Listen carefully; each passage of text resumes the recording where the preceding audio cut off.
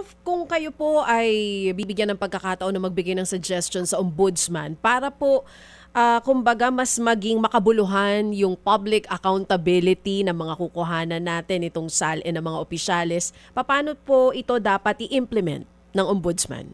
Ano dapat ang mga baguhin nila dito sa memo? Kasi kanina po sinasabi nyo yung gray areas. So paano yun? Dapat ba alisin nila yung mga nasabi nyo kanina? Dapat po siguro streamlined yung proseso. Before, ang experience po namin, pumunta ka sa ombudsman, makukuha mo on the same day.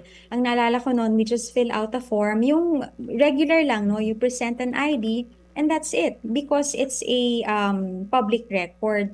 So sa akin, kung ganun, kung babalikan yung experience before, sana closer doon, Naiintindihan ko kasi yun nga, hindi naman tayo, marami ng pagbabago over the years, social media and everything. Pero I think palagay ko, balik tayo, ano ba ang purpose noong SALN? Tsaka obligation na dapat, yun nga, they make truthful declaration, isubmit yan, and obligation ng custodian to make it public. Sabi sa batas, reasonable.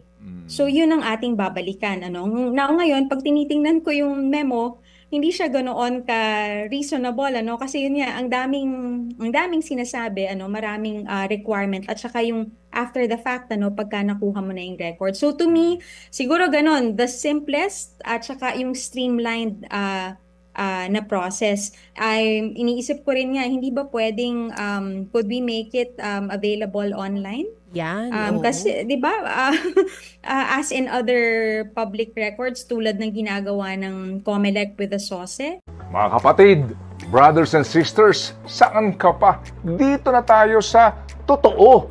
Dito na tayo sa True FM. Mga kapatid, mag-subscribe and follow po kayo sa social media accounts ng True Network PH. Yan po kami. Hanapin nyo lang True Network PH, Facebook, Instagram, YouTube, TikTok, and podcast. Mapa Apple or Spotify man yan, mahahanap nyo kami. Lahat ng mga napapanood at napapakinggan nyo po sa programa, nasa social media accounts namin yan. So, paano mga kapatid? See you sa social media!